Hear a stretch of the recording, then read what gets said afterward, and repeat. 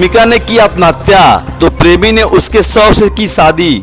बोला वादा किया था दुल्हन बनाऊंगा।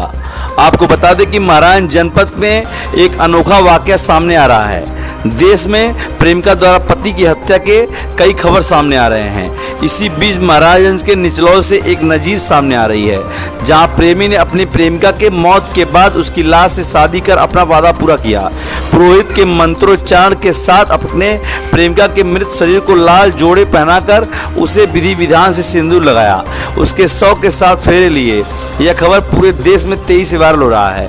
बताया जा रहा है कि निचलौल के कृष्णा नगर वार्ड की रहने वाली 23 वर्षीय प्रियंका मदेसिया और हरेडीह निवासी 29 वर्षीय सनी मदेसिया कई सालों से एक दूसरे से प्यार करते थे। दोनों के प्रेम प्रसंग के बारे में पता चलने पर परिवार वाले भी उनकी शादी के लिए तैयार हो गए। दोनों की इसी साल 29 नवंबर को शादी होने वाली थी। इसी बीच रविवार की रात किसी कारणों से प्रियंका ने फांसी लगाकर जान दे दी। हालांकि परिजन उसे लेकर अस्पताल भी गए, जहां डॉक्टरों ने उन्हें मृत घोषित कर दिया।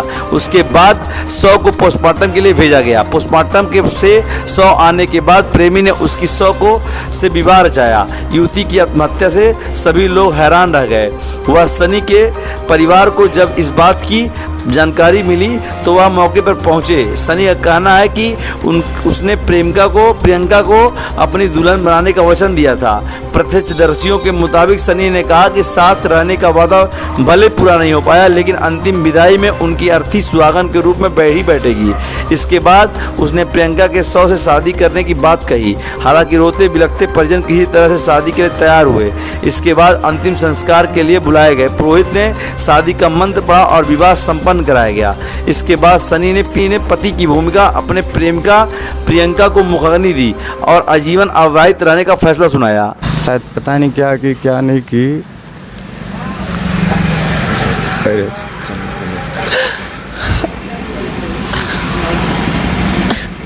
ठीक है, फिर अब इसके बाद जब मान लीजिए जब ये चीज़ें हो गई और जब सौ उनका घर पे आप आया तो उसके बाद से ये फैसला कैसे आप लिए कि हाँ ऐसा करना चाहिए, क्या विचार बना? उनके पापा आए मेरे घर पे। सुबह का टाइम 10-11 बजे टाइम हो रहा था। मैं बाहर निकला तो उनके पापा को देखा, नमस्ते किया। मैं बोला थोड़ा आइए बैठिए। तो कह रहे नहीं चलिए घर पे 2-4 मेहर औरतें आई हैं, वो कुछ कह रही हैं सिंदूरदान करने के लिए। तो मैं बोला ठीक है। तो फिर मैं जाने के लिए रेडी हुआ। तो मैं बोला थोड़ा सा बाबा से पूछ लेते हैं फिर क्या है क्या नहीं है। तो मैं बातचीत किया तो मुझे कुछ समझ में नहीं आ रहा था। मुझे बस करना था शादी। मैं गया सिंदूरदान कर दिया। सिंदूरदान के बाद मतलब ये आपको था कि मुझे अपने अर्धांगिनी बनानी है उन्हें, तो आप उनके शव के साथ ही शादी कर लिया? हाँ कर लिया। अभी और परिवार में क्या अब चीज़ें हैं? अब आप सपोज आपकी अर्धांगिनी हो गई वो, तो उनका आप ये दाह संस्कार जो होता है उसके बाद जो क्रियाक्रम होता है उसका आप पर निभा रहे हैं? सब हम जो भी है मेरे घर वाले मेरा साथ दे रहे हैं।